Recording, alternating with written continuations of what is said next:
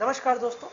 आधुनिक भारत का इतिहास हम लोगों ने पढ़ना प्रारंभ किया था, जिसमें हम लोगों ने हिस्ट्री ऑफ फ्रीडम मूवमेंट में दो प्लासी का युद्ध और उसके बाद की कुछ चीजों के बारे में पढ़ा था। आज हमारा जो टॉपिक है वो मॉडर्न हिस्ट्री से रिलेटेड है, लेकिन इसमें हम क्या करेंगे कि जो हमारा 18वीं शताब्दी के मध्य में जो हमारी पृष्ठभूमि थी, ठीक है, उसके बारे में हम लोगों को पढ़ना चाहिए, ताकि क्या हो कि हमें थोड़ा सा एक बैकग्राउंड जो है वो समझ में आता है, लेकिन हमारे पास और अब लिखने के लिए और ज्यादा पॉइंट हो और हमारी अप्रोच और भी ज्यादा शार्प हो जाए। इसमें हम लोग क्या करेंगे कि जो हमारी मिड 18th सेंचुरी की जो बैकग्राउंड है, पृष्ठभूमि है, उसके बारे में हम लोग पढ़ना प्रारंभ करेंगे। सबसे पहले करेंगे डिक्लाइन ऑफ द मुगल।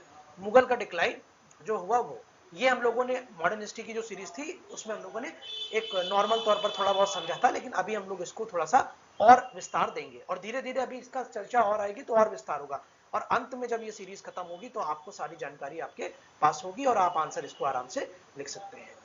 इसके बाद जो दूसरा है राइज ऑफ रीजनल पावर, जो रीजनल पावर जो है वो उठी, ठीक है। उसके बाद इकोनॉमिक कंडीशन और एग्रीयन स्ट्रक्चर, ये हमें समझना बहुत जरूरी है आर्थिक पॉइंट ऑफ व्यू से, क्योंकि पूरी जो अर्थव्यवस्था थी वो कैसी थी, अधिकतर खेती होती थी, मैन्युफैक्चरिंग होती थी, लेकिन बहुत कम होती थी।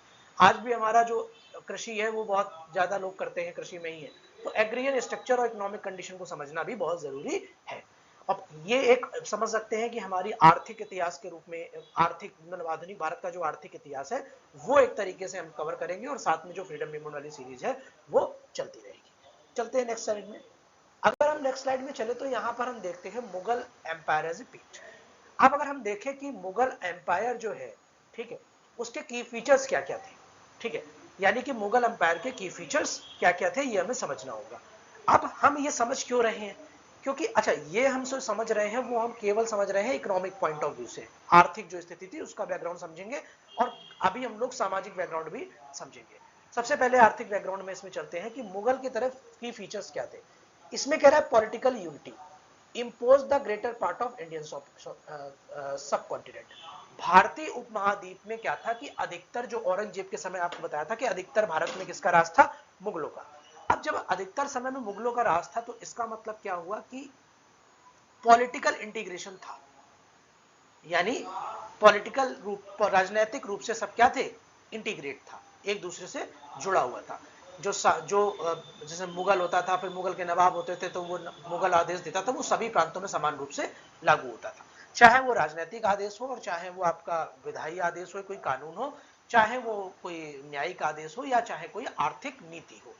तो अगर हम लोग एक चीज ये समझें कि जो मतलब फीचर्स था मुगल रूल का, वो क्या था कि पॉलिटिकल इंटीग्रेशन था। तो ये पहला पॉइंट हमारे आंसर में लिखने को आता है कि मिड 18 सेंचुरी में जब मुगलों का शासन था तो पॉलिटिकल इंटीग्रेशन था। अगला पॉइंट कह रहा है uniform revenue policy. Revenue policy क्या होती है, जो हमारी राजस्व नीति होती है, ठीक है, centralize administration across all province. अब क्या होता है, इसको बहुत ध्यान से समझना होगा कि मान लेते हैं कि अगर प्रधानमंत्री मोदी जी ने कोई योजना लेके आई, सरकार, केंद्र सरकार कोई योजना लेके आई। अब बहुत ध्यान से समझिएगा, केंद्र सरकार कोई योजना लेके आई, मान लेके लेके आई आयुष्मान भारत। अब उन्होंने कहा कि इस योजना को हमें लोगों तक पहुंचाना है। तो भारत क्या है, यूनियन ऑफ स्टेट, राज्यों का संघ। जो ग्राउंड में इंप्लीमेंटेशन होगा वो तो राज्य ही करेंगे ना उसको, वो तो जिम्मेदारी राज्य की ना इंप्लीमेंट करने की। राज्य के पास भी, ये स्वास्थ्य से संबंधित है, स्वास्थ्य राज्य का भी विषय है, केंद्र का भी विषय है, ठीक है, लेकिन मैनेजमेंट जो है वो राज्य का ही है, ठीक है। तो अब ये आयुष्मान भारत योजना जो है वो लागू होनी है, बहुत ध्यान से समझिएगा। तो यूपी में लागू हो जाएगी, क्यों, यूपी में बीजेपी की ही सरकार है, तो जितने भी बीजेपी स्टेट है वो तो इसको लागू कर देंगे, लेकिन जो अन्य स्टेट है जो दूसरे, वो लागू नहीं होने देंगे। क्यों नहीं आने देंगे, कि अगर वो लागू होने देते हैं तो मोदी जी का नाम होगा, उनका राज। यही एक उदाहरण हमारा पश्चिम बंगाल था, जहां ममता बनर्जी ने ये योजना लागू नहीं होने दी थी, याद आ रहा है ना। तो ऐसे ही क्या, जो हमारी राजस्व नीतियां होती हैं वो भी तो सेंट्रलाइज जब होता है तो सभी राज्यों में जो सेंट्रल कहता है वो फॉलो हो जाता है, लेकिन जब सेंट्रलाइज एडमिनिस्ट्रेशन नहीं होता है तब क्या होता है, तब जो है कि जो राज्य हमारे कंट्रोल में, हमारे नियंत्रण में, वहां तो लागू हो जाता है, लेकिन अन्य राज्यों में लागू होने में समस्या होती है। तो यूनिफॉर्म पॉलिसी थी, यानी कि जो पॉलिसी केंद्र की थी वही पॉलिसी सभी जो राज्य थे मुगल के वो अपनाते थे। अगला कह रहा है inland trade network, network of route fostered by Mughal peace. अब मुगल में क्या हुआ कि मान लेते हैं कि एक राज्य तुम्हारा है बीजेपी का यूपी और एक राज्य उत्तराखंड, दोनों में बीजेपी की सरकार है, तो दोनों की नीतियां सेम है, दोनों अपने ट्रेड को बढ़ावा देंगे ताकि लोगों को फायदा मिले और हमारी पार्टी का भी जो फायदा हो। अब एंड टाइम आके वो पार्टी का ही फायदा होती है। दूसरा क्या है कि अगर मान लेते हैं कि यूपी का स्टेट है, बहुत ध्यान से इस बात को समझिएगा, वहां पर मैन्युफैक्चरिंग होती है, वहां पर मैन्युफैक्चरिंग किसी एक चीज की होती है, अब वो अपना माल दूसरे राज्य में बेचना चाहता है, ठीक है, तो जो दूसरा राज्य है वो दूसरे का है, तो अब उसमें क्या होगा कि वो जो दूसरा राज्य होगा वो उसको ट्रेड को रोकने का प्रयास करेगा। क्यों? ताकि जो उनकी नीतियां हैं वो मतलब उनके जो व्यापारी हैं वो हमारे यहां सही से व्यापार न कर पाए, उनका लॉस हो, सरकार के प्रति क्या हो, गुस्सा हो और अंत चुनाव में उसका फायदा उठाया जाए। तो अगर तो फिर उसमें जो है कलेश भी होता है, कभी मामला आप देखते हैं ना, कई इकोनॉमिक मामले जो होते हैं, जैसे वाटर शेयरिंग का मामला है, तो आपने देखा कई राज्यों के बीच में वाटर शेयरिंग का मामला चला करता है, ठीक है, कि इस नदी का पानी इतना हमारा इतना हमारा। नदियां तो बाउंड्री नहीं देखती, लेकिन राज्य उसकी बाउंड्री खींच देते हैं, तो कितना क्यूबिक मीटर हमारा होना चाहिए उतना क्यूबिक मीटर, तो आप देख रहे कावेरी वाटर डिस्प्यूट, ये सारी चीजें चलती रहती है।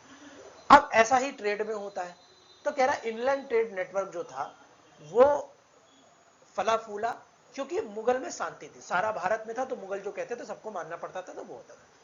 Economic integration, price in port and interior moved the similar right.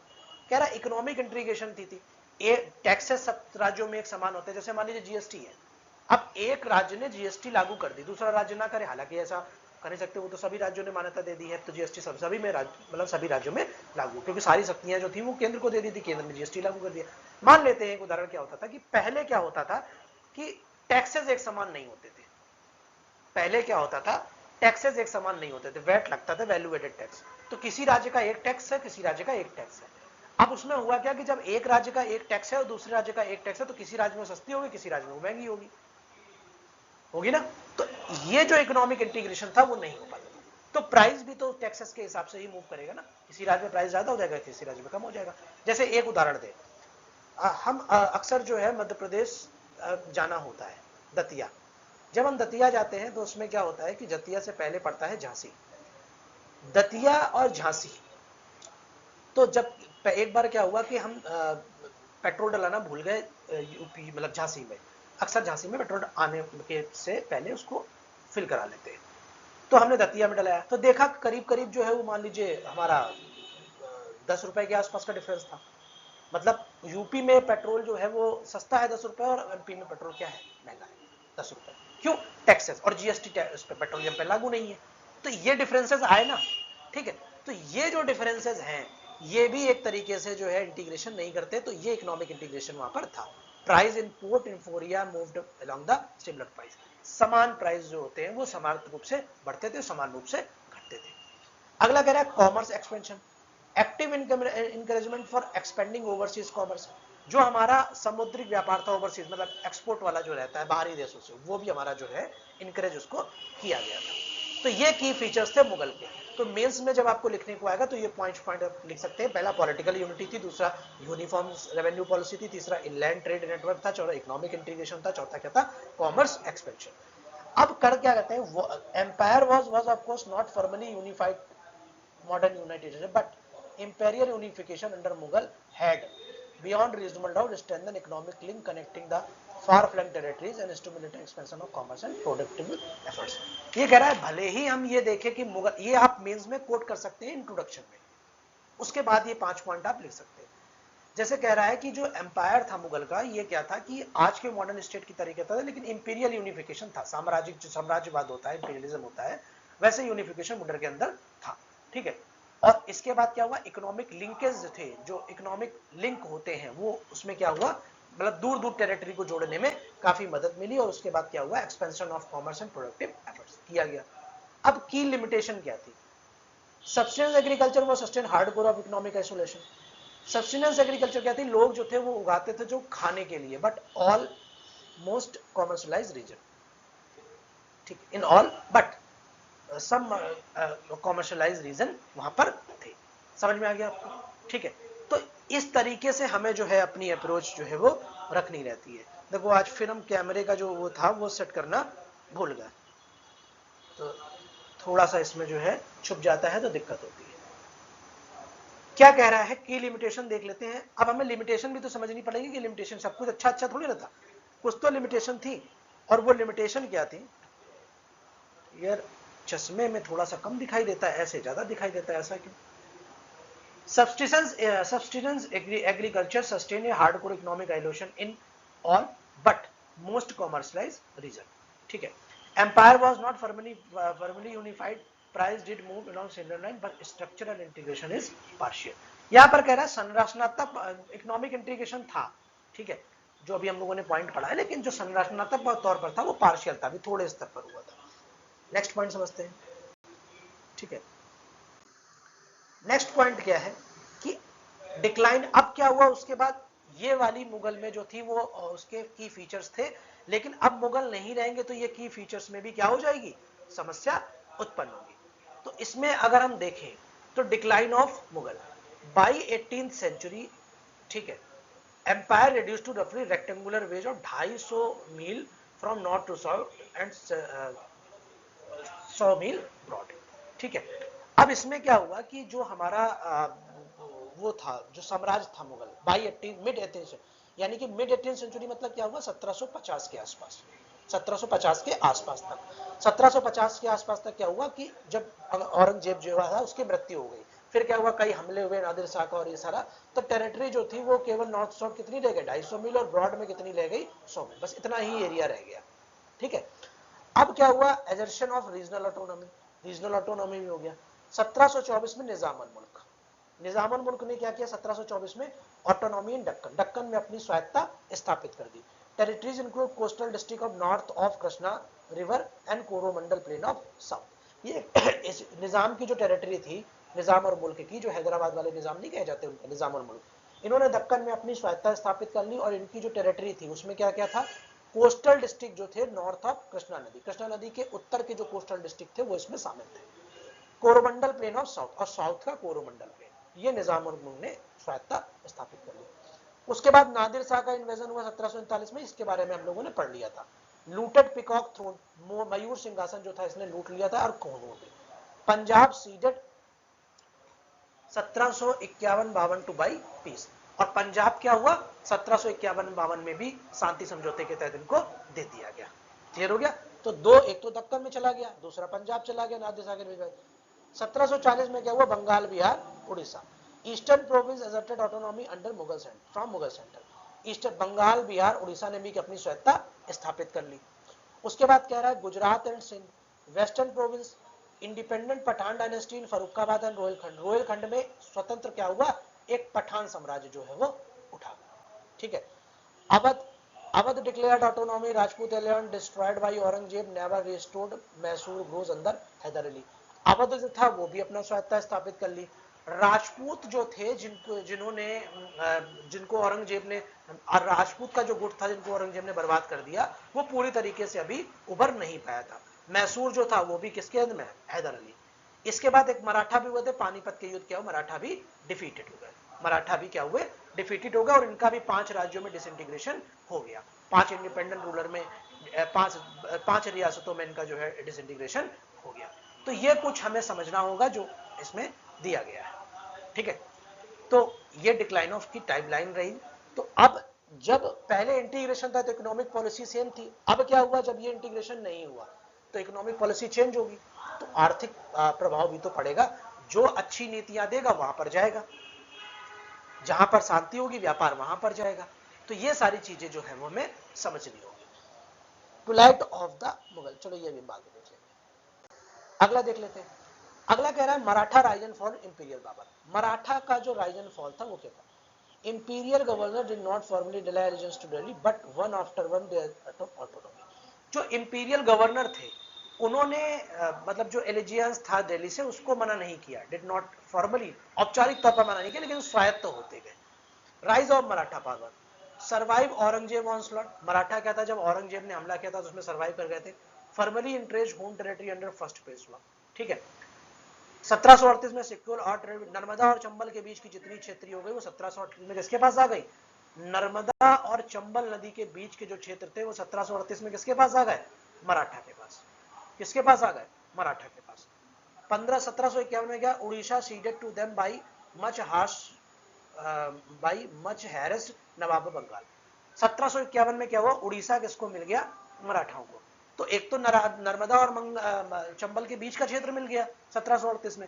1751 में नवाब जो बंगाल के थे उन्होंने क्या दे दिया, उड़ीसा भी दे दिया। फ्रंटियर क्या हुआ, from Indus to Himalaya north and southern tip of the peninsula, ठीक है, north and southern tip of peninsula, जो हमारा जो दक्षिणतम बिंदु है वहां पर भी इनका तंजौर वाला जो क्षेत्र था वहां पर भी था, ठीक है। फ्रंटियर कहां पे हो गए, इंडस और हिमालय तक इनकी सीमा लगने लगी और दक्षिण में वो। Mughal territories in Deccan and central India paid stipulated revenue share to avoid plunder. अब ये मराठा क्या थे, रेड करते थे, तो जो दक्कन में मुगल टेरिटरीज थी और मध्य भारत में थी, उन्होंने क्या किया कि हम तुम्हें चौथ सरदेश मुखी आपने सुना होगा वो देंगे और उससे जो है आप इसको करो, चीजों को करना, मतलब आप हमारे यहाँ रेड मत करो, हमारे ऊपर हमला मत करो, ये हम देख लेंगे। Seems to be an offer to alternative unifying Mughal, ये हो गया। थर्ड बैटल ऑफ पानीपत हुआ 1700 में, Abdali defeated crushing defeat Afghan Abdali deal take crushing defeat 1761 virtually decided imperial mental was not for their soldier dream north Indian empire were almost materialised but collapse ended Maratha win off, हार गए मराठा। तो उसके बाद ये सारी चीजें हम लोग मॉडर्न हिस्ट्री में डिस्कस कर चुके हैं। अब यहां पर एक कोट आ रहा है जो हमें समझना होगा, ठीक है। आपने देखा होगा कि बॉम्बे में एक गवर्नर हुए हैं एल्फिस्टन, ठीक है, वहीं पर एल्फिस्टन ब्रिज भी है, ठीक है। तो उन्होंने क्या कहा था, उन्होंने एक कोट कहा था और वो कोट क्या है ये आप अपना कोट कर सकते हैं। कह रहा है there frontier extended on north to Indus and Himalaya and to the south nearly extremely peninsula all territories which was not all the territories which was not their paid tribute। Elphinstone ने कहा था मराठाओं के लिए कि इनके जो सीमाएं हैं वो उत्तर में दक्षिण और हिमालय तक है, पेनिसुलर में भी इनके साउथ में भी है, और जो इनकी टेरिटरीज नहीं है वो इनको चौथ और सरदेश मुखी देते हैं। क्या देते हैं, चौथ और सरदेश मुखी, ठीक है, ये इनको प्रोवाइड कराते हैं, ठीक है। तो ये इन्होंने कहा था किसने, एल्फिस्टन ने। तो ये कोट आप मराठा में भी कर सकते हैं और उसके बाद क्या हो बाकी चीजों में कर सकते हैं, ठीक है। एल्फिस्टन ब्रिज भी है मुंबई में। आगे देखते हैं, आगे अगर हम चलें तो हम इसमें, ठीक है, तो अब हम समझते हैं कि जो इकोनॉमिक डिक्लाइन के कॉज क्या क्या थे और उसके कॉन्सिक्वेंस क्या क्या थे, क्या क्या कारण थे और क्या क्या कॉन्सिक्वेंस थे। इसके क्वेश्चन बहुत पूछे जाते हैं जो इकोनॉमिक डिक्लाइन है उसका मुगल के बाद मिड 18th सेंचुरी। अच्छा उसमें होता क्या है कि एक वो किसी राजा महाराजा का टाइम पीरियड नहीं देते, वो मिड 18th सेंचुरी लिख देते हैं, 18वीं शताब्दी के मध्यांतर में। तो आपको सारे पॉइंट जो है वो लिखने पड़ेंगे। सबसे पहले समझते हैं कि दिल्ली डिक्लाइन, दिल्ली जो थी उसका डिक्लाइन होना प्रारंभ हो गया। Decline through the weakness of the central authority, repeated incursion. Decline किसके कारण हुआ दिल्ली का, दिल्ली का डिक्लाइन इसके कारण हुआ कि एक तो जो सेंट्रल अथॉरिटी आ रही थी औरंगजेब के बाद वो बहुत वीक थी, उसका नियंत्रण ही नहीं था अपने अधिकारियों और उन पर, ठीक है, वीक बहुत थी। रिपीटेड इनकर्जन, और लगातार कोई ना कोई आक्रमण जो है उनके ऊपर चल रहा था। समझ में आ गया। तो एक तो सेंट्रल अथॉरिटी क्या थी, कमजोर थी, और दूसरी क्या थी, लगातार कोई ना कोई आक्रमण जो है वो उनके ऊपर चलते रहते थे। तो ये एक कारण था दिल्ली के डिक्लाइन का। अब हुआ क्या, craftsman move to other town. अब लगातार आक्रमण हो रहे हैं तो वहां काम तो बचेगा नहीं, तो शिल्पकार जो थे वो दूसरे शहरों में जाना प्रारंभ कर दिया, दिल्ली छोड़ के आसपास के दूसरे जहां पर कोई भी ऐसा शांति थी, मतलब, ठीक है, और कोई भी ऐसा चीज नहीं थी जहां पर उनको उनका काम रुकावट बने, ठीक है। उसके बाद क्या हुआ, ठीक है, दिल्ली क्या हो गया, पूरी तरीके से उजाड़ हो गया। कब तक, जब तक 18वीं शताब्दी के मध्य में आया, व्यापार पूरी तरीके से समाप्त हो गया। और आगरा भी क्या हुआ, 1712 के बाद क्या हो गया, उजाड़ हो गया, ठीक है, ठीक है, समझ में आ गया। अब होता क्या है कि जब मान ले हमारे यहाँ पर लगातार हमले हो रहे हैं, ठीक, अगर आज से कहें आप जाओ ईरान में व्यापार करो, करोगे नहीं करोगे, क्योंकि वहां लगातार क्या हो रहा है, हमले हो रहे हैं, ठीक है। तो अब यहाँ क्या, जो व्यापारी होंगे, जो शिल्पकार होंगे, वो जाने लगेंगे दूसरे शहरों में जहां पर युद्ध नहीं हो रहा होगा। तो जब ये जाएंगे तो अपनी प्रॉपर्टी बेच के अपना कैपिटल भी लेते जाएंगे। क्या लेते जाएंगे, कैपिटल, कैपिटल लेते जाएंगे, पूंजी, और कहां लगाएंगे, दूसरे राज्य में जहां पे शांति। तो दूसरा राज्य उठेगा और ये राज्य क्या हो जाएगा, गिरेगा। बेरोजगारी, भुखमरी और इन सब चीजों जो है इसके कॉन्सिक्वेंस जो है वो होने लगेंगे। समझ में आ गया। तो ये पॉइंट जो है हमें याद रखना है, पहला दिल्ली का डिक्लाइन। दूसरा रिवेन्यू फार्मिंग, इजारा सिस्टम, इजारा प्रथा क्या थी कि जो किराए पे भूमि देने वाली प्रथा थी, इसको हम लोग डिटेल में मुगल में देखेंगे, ठीक है। Introduce large scale at Jahandar Shah, Jahandar Shah समय में ये क्या हुआ, रेवेन्यू फार्मिंग जो थी वो ऊंचे स्तर पर होने लगी, मतलब बड़े स्तर पर होने लगी। The khalisa began to be farm out, wazirs deputy violated establish practice corruption supreme. तो इसमें क्या हुआ, रेवेन्यू फार्मिंग बढ़ने लगी तो फिर करप्शन भी जो यहाँ पर बढ़ने लगा। अगर हम जमीन बेच रहे हैं तो कोई आके ऑक्शन करेगा तो उसमें फिर करप्शन भी तो बढ़ता है, ठेके लेने पे कर सकते हैं, वैसे जमीन पे हो गया, ठीक है। और उसके बाद खलीशा भूमि भी क्या होने लगी, वो भी पूरी तरीके से मतलब धीरे एक छोटे तौर पर उसका खलीशा भूमि क्या होती थी, दो तरीके की होती थी, एक होती थी जागीर और एक होती थी खालसा भूमि या खलीशा भूमि। खलीशा या खालसा दोनों शब्द आपको ध्यान रखने पड़ेंगे। तो एक होती थी जागीर और एक होती थी खालसा भूमि, खलीसा भूमि। तो जागीर क्या होती थी, ये नोबल्स और मनसबदार जो होते थे उनको दी जाती थी कि ये आपकी जागीर है, यहाँ आप काम करो और ये सारी चीजें। इसमें क्या होता था, ये स्टेट की भूमि होती थी, राज्य के पास। खालसा भूमि क्या होती थी, स्टेट की भूमि होती थी, जो इसमें राज्य का ही पूरा अधिकार होता, जो रेवेन्यू डायरेक्ट किसके पास जाता था, राज्य के पास, और राज्य इसमें से कलेक्ट करता था, ठीक है। तो ये आपको दो पॉइंट समझने पड़ेंगे, बाकी डिटेल में तो अभी मीडिएवल में आएगा ही, ठीक है। जो वजीर थे उन्होंने भी करप्शन चालू कर दिया, और कई जो प्रैक्टिस नॉर्म्स थे हमारे, जो वहां की प्रथाएं चली आ रही थी, वो क्या हुआ, पूरी तरीके से। पावरफुल जमींदार कार्व आउट तालुकादार, पावरफुल जो जमींदार थे उन्होंने अपना क्या किया, जो ताकतवर थे उन्होंने क्या किया कि अपनी भूमि को तालुकादार में परिवर्तित करना प्रारंभ कर दिया। तो ये सेमी इंडिपेंडेंट हो गए तालुकादार। अब क्या फर्क है, ये अभी हम लोग आगे की जो ये सीरीज चल रही है, इसमें जो इकोनॉमिक सीरीज है मॉडर्न की, उसमें आएगा भी है, तो इसको हम लोग डिटेल में समझ लेंगे, ठीक है। इसमें क्या हुआ, पावरफुल जमींदार जो थे तो उन्होंने क्या किया, अपने आप को तालुकादार में परिवर्तित करने लगे। तो इससे क्या हुआ, सेमी इंडिपेंडेंट हो गए। इससे हुआ क्या, जो जवाबदेही होती थी जमींदारों की मुगल के प्रति, वो कम होती गई, ठीक है। तो धीरे धीरे इन्होंने भी अपना काम दिखाना चालू कर दिया। Rich bankers become absentee land, absentee landlord का क्या मतलब हुआ कि कहीं जमीन बिक रही है या कहीं जमीन जो हो रही, तो बैंकर्स जो होते वो क्या करते, पैसा लगा देते, जो सेठ होते थे, जो हम लोगों ने देखा ना सेठ जिनको हम कहते थे पुराने जमाने में, वो क्या होते थे, खुद नहीं करते थे, वो वहां पे बस किसी से जमीन खरीद ली, वहां पे खेती भी किसी से करा रहे हैं, रेवेन्यू कलेक्शन है वो भी खुद ही करा रहे हैं, ठीक है। लेकिन सामने नहीं आते थे, वहां रह कर नहीं करते थे, किसी के माध्यम से कराते थे, ठीक है, बिचौलियों के माध्यम से कह सकते हैं कराते थे, ठीक है। तो ये अपसेंटी लैंडलॉर्ड रह गए, ठीक है। खलीसा डिस्टिंक्शन ब्रोक डाउन, और खलीसा भूमि बची ही नहीं, इनके काल से चालू हुई, खलीसा भूमि बची नहीं, धीरे धीरे क्या हुआ, वो भी समाप्त हो गई। तो स्टेट के रेवेन्यू के मार्ग धीरे धीरे क्या हो गया, by Mohammad Shah time all khalisa had been assigned. और मोहम्मद शाह रंगीला जो था उसके समय तक क्या हुआ कि जितनी भी खलीसा भूमि थी वो पूरी ही जो है वो किराए पे या लीज पे या बेच, जो भी करना था उनको उन्होंने कर डाला। इसके बाद क्या किया, बंगाल बिहार उड़ीसा में देखते हैं। Maratha insurgence brought every evil और destructive war, scarcity of grain, greatly enhanced wages, manufacture of cotton and silk migrate to the East Bengal, deserting the French। आज आप देखते होंगे कि जितने भी हमारे बांग्लादेश है वहां पर कपड़ों का व्यापार बहुत होता है, ठीक है, वहां मैन्युफैक्चरिंग कपड़ों की बहुत होती है। अब यहां पर एक चीज समझने वाली है कि मराठा ने बंगाल बिहार उड़ीसा में क्या कर दिए, हमले शुरू कर दिए। तो जो मतलब वहां पर जो वॉर होने लगी, युद्ध होने लगे, युद्ध की स्थिति में क्या हुआ, ग्रेन की, अनाज की कमी हो गई, ठीक है, अनाज की कमी हो गई। साथ में क्या हुआ, जो वेजेस थे, जो वहां के मतलब क्या बोलते हैं, क्या कह सकते हैं उसको, जो दैनिक मजदूरी कह सकते हैं, दैनिक मजदूरी थी, उसके भी रेट बढ़ने लगे। आज आपसे कहा जाए कि आप एक मतलब भारत में मजदूरी करेंगे तो आप पैसा कितना लेंगे, 100 रुपए। लेकिन अगर आपसे यही कह दिया जाए कि जो मजदूरी होगी वो कहाँ पे होगी, वो होगी ईरान में, तो आप 100 रुपए थोड़ी ना लोगे, रिस्क भी तो ज्यादा है, रिस्क ज्यादा दाम ज्यादा, ठीक है।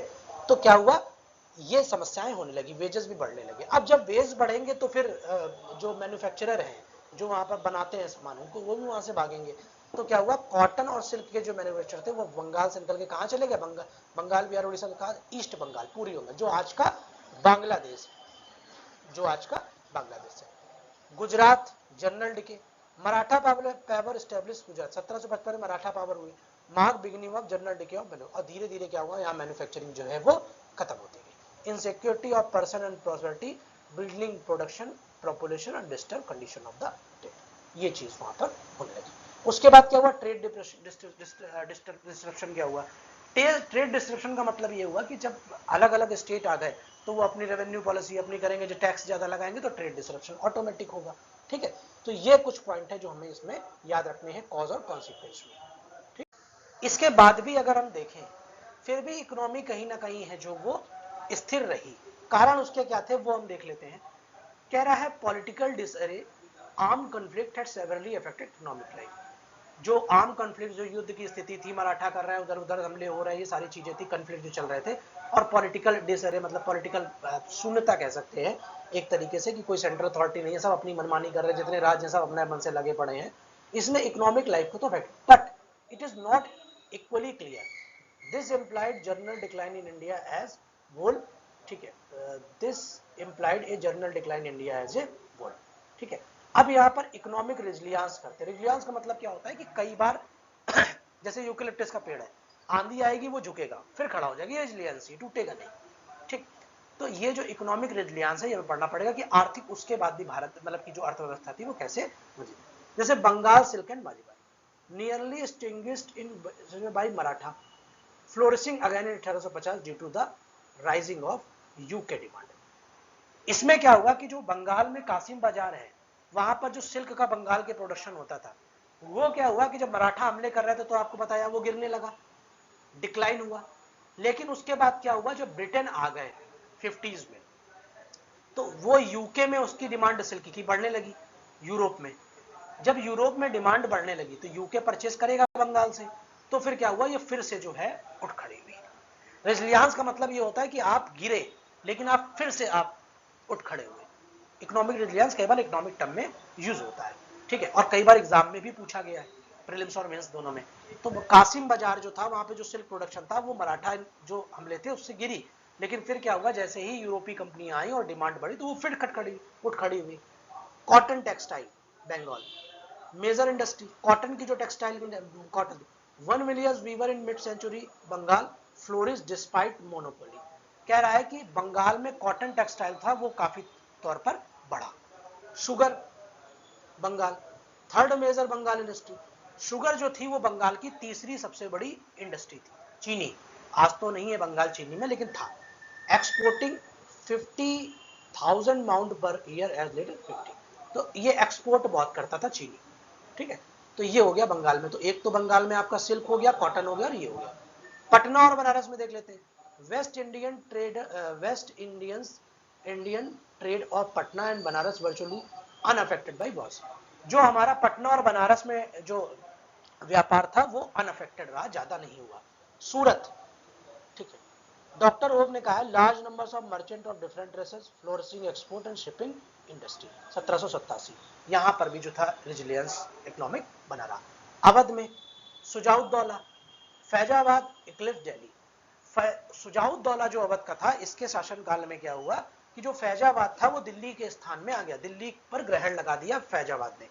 तो दिल्ली पर ग्रहण लगाने का मतलब ये होता है कि वहां पर चंद्रमा जाके स्थापित, ग्रहण करने का मतलब ये हुआ कि आप किसी चीज में ऊपर है। उसके बाद क्या हुआ, उसी चीज में दूसरा ऊपर हो गया, तो आपका उसने दबा दिया, आप ग्रहण लग गया, आपको छुपा दिया। आप इतने बड़े हो गए कि दूसरा ऑटोमेटिक छुप गया, तो वो ग्रहण लगाना होगा। British official rode in administration as a 1772। तो ये कुछ पॉइंट हमें देखने पड़ेंगे। इसमें दो पॉइंट और है। एक इंपॉर्टेंट कैरेक्टर है जगत सेठ, जो हमारे बार बार आएगा। ठीक है, ये आया भी था हिस्ट्री में। तो जगत सेठ क्या था, ये एक परिवार था। जगत सेठ मतलब ये सेठ थे, बताया ना, पैसा लगाने वाले bankers. Most striking event the resilience of the economy. ठीक है, द हाउस ऑफ जगत सेठ could dispatch entire revenue of eastern province as a hundi drawn in Delhi agent.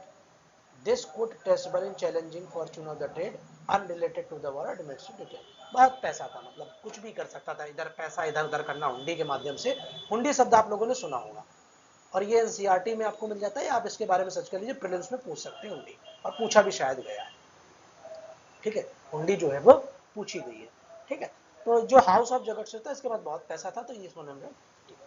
Prelims के हिसाब से यूपीएससी की टेकअवेज जो है वो अभी आगे भी आएंगे, तो उसको यहाँ पर नहीं देखते। नेक्स्ट स्लाइड में चलते हैं। नेक्स्ट में अगर हम चले तो कंडीशन ऑफ कॉमन पीपल, लोगों की कंडीशन क्या थी। तो एक मिस्टर किंडरसले हुए हैं, इन्होंने 1765 में लिया है। These are the poor indeed scarce any covering, their food, rice and water, their miserable hut or stock, no liberty, no property, subject to the tyranny of every superior. क्या रहा है कि ये पुअर थे, खाने पीने के लिए राइस चावल और पानी और इसके लिए जो था इनका मतलब अनाज था।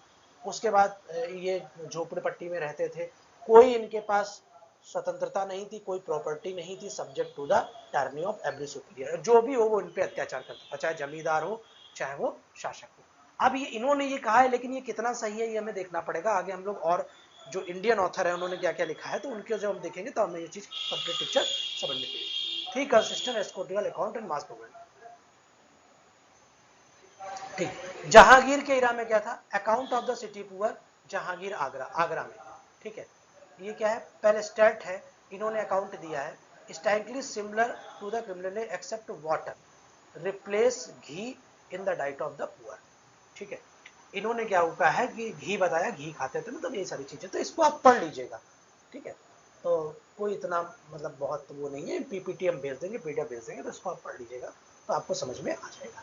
ठीक है, अच्छा, एक में किंडरसिले ने क्या किया था, जो इंडियन पुअर है उनको इंग्लैंड से कंपेयर किया था, concluded that they were far worse of. इन्होंने जब कंपैरिजन किया, ये अच्छा प्रीलिम्स में भी पूछ सकते हैं किंडरसिले का टेन किसने किया, तो ध्यान रखना, इन्होंने समझा देते हैं, समझे, इन्होंने क्या किया, इंडियन पुअर और इंग्लैंड का कहा, और उन्होंने कहा कि इंडियन पुअर की स्थिति जो है बहुत खराब है, इनको लिबर्टी नहीं है, प्रॉपर्टी नहीं है, और टायरनी ऑफ एवरी सुपीरियर, ये हम बता चुके हैं। बर्नियर ने लिखा था औरंगजेब के समय में, describe the debasing of status of slavery, even better off did not compare, तो ये आप पढ़ लीजिएगा, कोई इसमें बहुत बड़ी चीज नहीं है। नेक्स्ट चलते हैं। नेक्स्ट कह रहा है एग्रीनियन स्ट्रक्चर क्या था। अब यहाँ पर जो हमारा कृषि स्ट्रक्चर था, संरचना थी, वो क्या थी, ये हम लोगों को पढ़ना पड़ेगा। यहां पर कह रहा है जजमानी सिस्टम और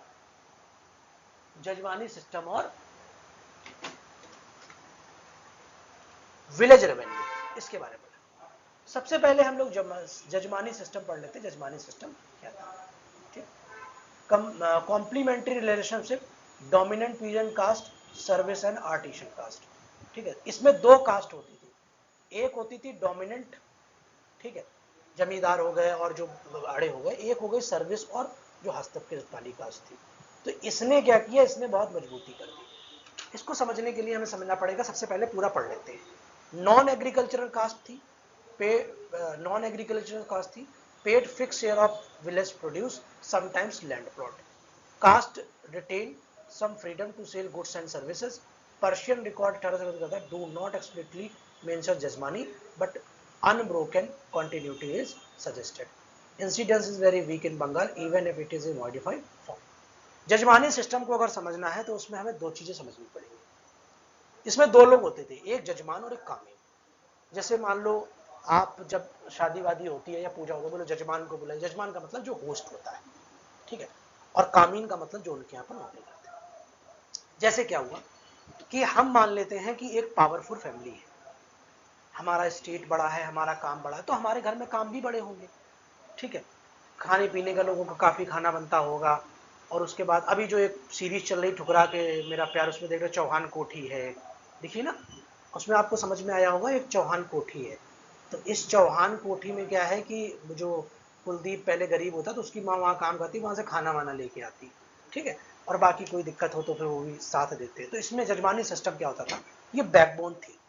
किसी एक अमीर परिवार जिनकी कोठी है, या गांव में या कस्बे में कहीं पर, तो वहां पर क्या होते थे, नॉन एग्रीकल्चर होते थे लोग, जो लकड़हारे हैं, लकड़ी का काम जानते हैं, माली हैं, ठीक है, और खाना बनाने वाले हैं, इन सब की बात है, सर्विस क्लास होता है, जो छोटे स्तर पर सर्विस क्लास होते हैं। ये क्या होते थे, ये उनके यहाँ काम करते थे। ठीक है, ये उनके यहाँ पर काम करते थे, बदले में पूरी सुरक्षा मिलती थी, खाने पीने, रहने, पढ़ाई, लत्ते, ये सारी चीजें जजमान जो है उनको प्रोवाइड करता था। तो ये जो जजमानी सिस्टम है, ये वॉर के समय पर बहुत काम होता था। जैसे मान लीजिए वॉर की स्थिति है, अब बाहर काम तो है नहीं, लेकिन जो कामीन इनके यहाँ काम कर रहे हैं जजमान के यहाँ पे, उनको पूरी तरीके से क्या होता है, सुरक्षा मिलती थी। चाहे आग लग जाए, जजमान के पास इतना पैसा है, वो खिला लेंगे, तो खाना पीना सारी चीजें आपको मिलेगी। तो कह रहा है कॉम्प्लीमेंट्री रिलेशनशिप, ये कॉम्प्लीमेंट्री रिलेशनशिप था, एक दूसरे को कॉम्प्लीमेंट करने वाला। एक तरफ डोमिनेंट पीजेंट क्लास थी, दूसरे तरफ आर्टिसन, शिल्पकार और सर्विस क्लास थी, कि हम तुम्हें सर्विस देंगे, आप हमें ये सुरक्षा प्रोवाइड करोगे। नॉन एग्रीकल्चर का थी, paste fix share of the village produce, sometimes land plot. ठीक है, इनको जो भी उत्पादन होता था कुछ दिया जाता था इनको, ठीक है। नॉन एग्रीकल्चर कास्ट होती थी, जातियां होती थी, ये हमें देखना, माली हो गए, कुम्हार हो गए, लकड़हारे हो गए, सुनार हो गए, ठीक है, खाना बनाने वाले हो गए, ठीक है। तो ये जितना भी हम लोग देखते हैं ये सारी चीज, अब तो सारी पैसे ही लेते हैं, अब तो कोई जजमानी सिस्टम रह नहीं गया, लेकिन गांव में आज भी कहीं ना कहीं ये देखने को मिलता है, ठीक है। तो ये एक चीज हमें समझनी है। अगला कह रहा है caste retain some freedom to sell goods and service. कुछ कास्ट ऐसी थी कि इनको कुछ फ्रीडम थी कि आप सामान की जो बिक्री और खरीद जो है वो कर सकते थे। पर्शियन रिकॉर्ड जो है 17 से 18वीं शताब्दी का डू नॉट एक्सप्लिसिटली मेंशन जजमानी, लेकिन पर्शियन रिकॉर्ड जो है वो जजमानी को एक्सप्लेन नहीं कर रहा है, but unbroken continuity is suggested. लेकिन कहते मतलब पर्शियन रिकॉर्ड तो बाद में है, ठीक है, तो वो 17वीं 18वीं शताब्दी में है, वो मेंशन नहीं कर रहा है जजमानी सिस्टम को, लेकिन ये कह रहा है कि कहीं ना कहीं स्थिति में इसमें वो बता रहा है, किसी सजेस्ट कर रहा है, सलाह दे रहा है। इंसिडेंस वेरी वीक इन बंगाल, बंगाल में था, even it existed modified form, आज भी जो बंगाल में था ये, ठीक है। उसके बाद कह रहा है caste economy, to trade, high specialization, each occupation exclusively hereditary group, जैसे तागबार, leather bag for ghee, Chamar, shoes, leather ropes and drumheads. अब यहां पर अगर हम चमार कह रहे हैं तो इससे हमें SC ST एक्ट मत लगा देना, ठीक है, ये उन्होंने लिखा हुआ है, ठीक है।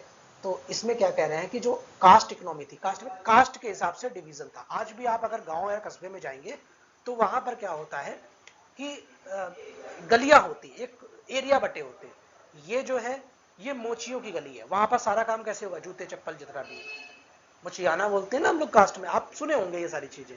इसके बाद ये सुनार की गली, वहां पर सुनार का सारा काम होगा, ठीक है। तो इस तरीके से बट्टी होती है। अच्छा, कास्ट भी हमारे यहाँ पर ये माली की गली, यहाँ पर फूल का सारा काम होता है, आज भी ये है, ठीक है।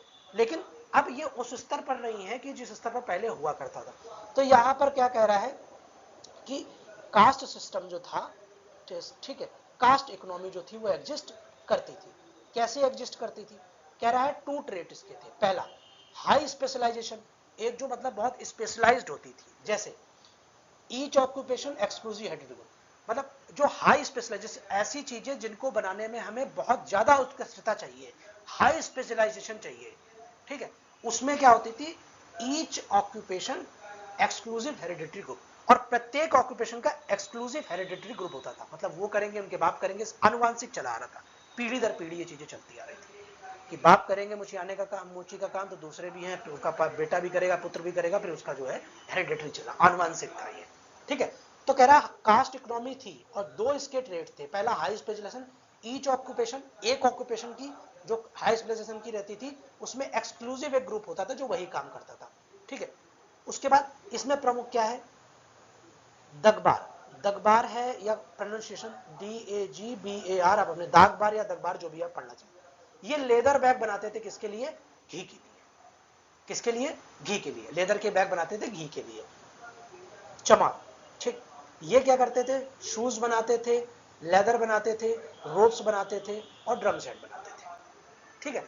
उसके बाद कह रहा है सम फ्लेक्सिबिलिटी, दूसरा क्या है, सम फ्लेक्सिबिलिटी, तो एक ट्रेड तो ये होगा, दूसरा ट्रेड क्या, some flexibility. Mobility from low ritual to high occupational status was known, अगर आप लो रिचुअल्स कर रहे हैं और आपको हाई स्पेशलाइजेशन में जाना है, हाई ऑक्यूपेशनल स्टेटस में जाना है, तो आप जा सकते थे, ठीक है।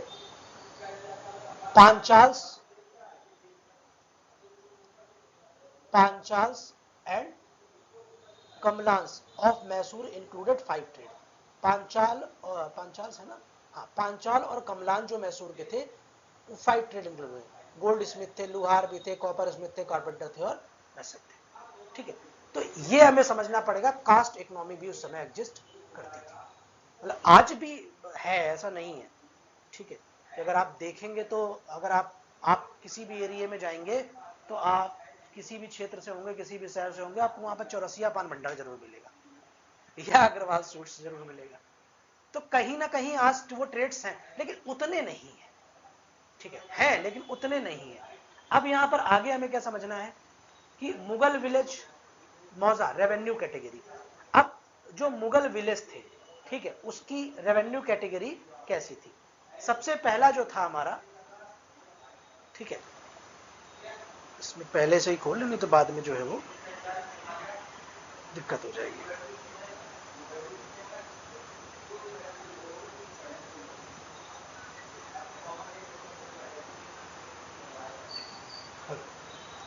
इसमें अगर हम लोग विलेज मुगल विलेज की कैटेगरी देखें कि मुगल में गांव थे वो कितनी वर्गों में विभाजित किए गए, कैटेगरी में विभाजित किए गए, तो उसमें अगर हम ध्यान से देखें तो सबसे पहला हमारा क्या आता है, मौजा। मौजा, ये टर्म आप प्रीलिम्स के लिए याद रखिएगा। पहला टर्म क्या है, मौजा, गांव। ठीक, primary unit of land revenue. Land revenue की क्या थी, प्राइमरी यूनिट थी। ठीक है, included arable, inhabited area, pools, groves, water course, forest and waste land. अब इसमें हमारे कौन कौन सी भूमि आती थी गांव में, ठीक है।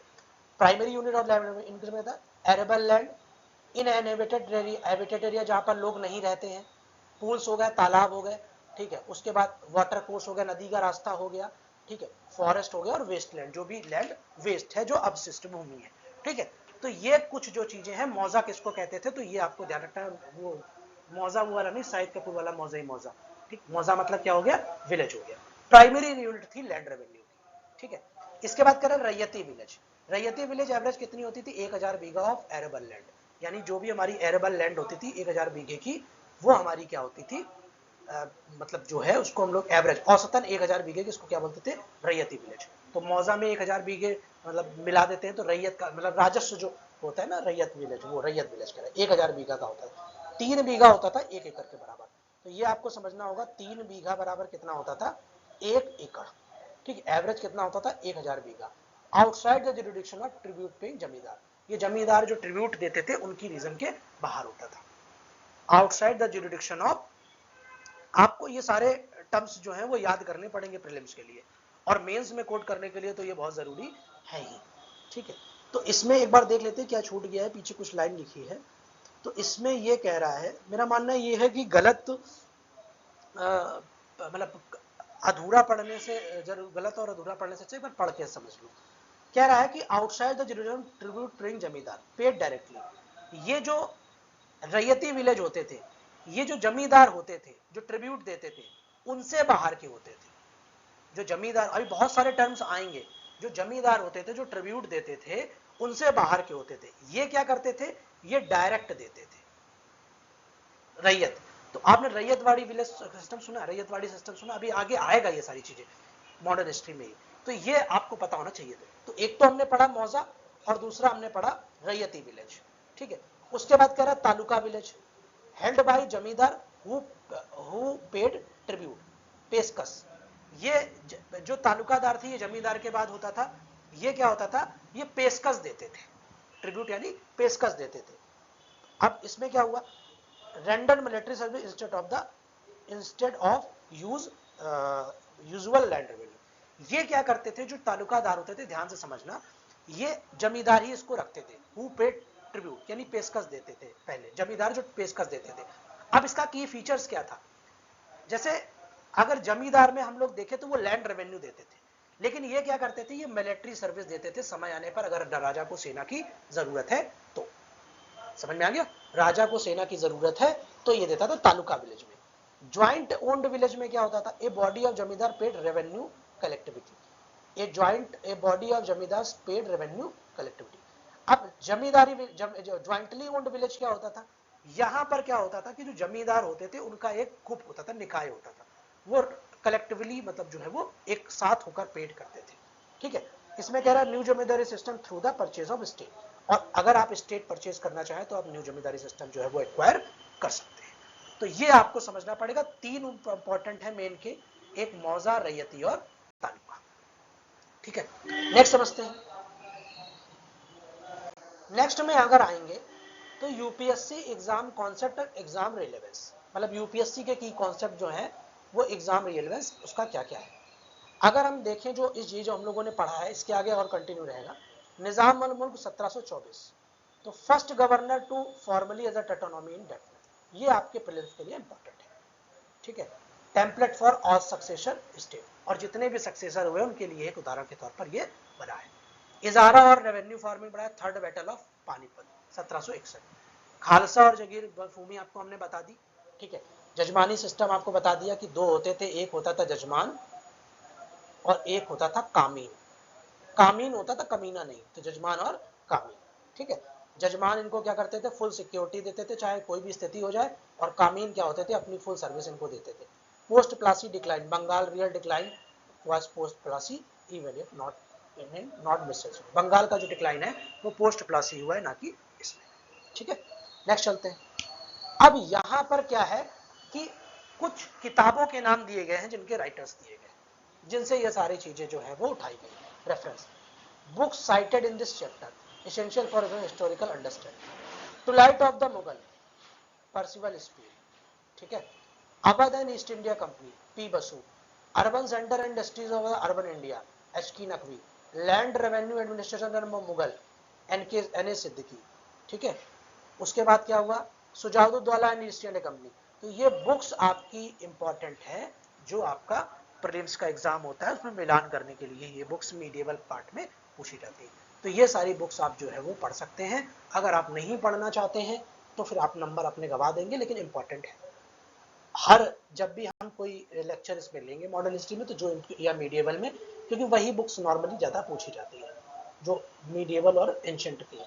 तो जो भी हम करेंगे, जो भी हमारी बुक्स आएंगी, उसको हम एंड पीपीटी में अपलोड कर दिया करेंगे, ठीक। आगे देखते हैं। आगे हमारी कोचिंग का नाम है Saransh civil academy, India premier UPSC platform. ये साला जो है लिख देता है, हिस्ट्री के लिए है, पॉलिटी के लिए, पीएसआई ऑप्शनल के लिए, जेम्स बेस के लिए। ये जो हमारे लेक्चर चल रहे हैं ये मेंस पर्सपेक्टिव से चल रहे हैं, और प्रीलिम्स पर्सपेक्टिव जो है वो इसी से आपको खोज के निकालना होगा, ठीक है। फॉलो करिए यूट्यूब में WhatsApp for daily UPSC content. तो अब व्हाट्सएप लिखा है तो हम नंबर लिखे दे रहे 9336420093। आप इसको व्हाट्सएप करेंगे तो सारा कंटेंट और प्लस टेस्ट सीरीज आपको इसमें से मिल जाया करेगी। तो आज हम लोगों ने ये चीज समझी। कल हम लोग इसमें जमींदारी सिस्टम और जो हमारे टर्म्स हैं उसको समझेंगे, और जो स्थिति है उसको समझेंगे। तो मिलते हैं कल अपने नेक्स्ट वीडियो में, तब तक के लिए नमस्कार।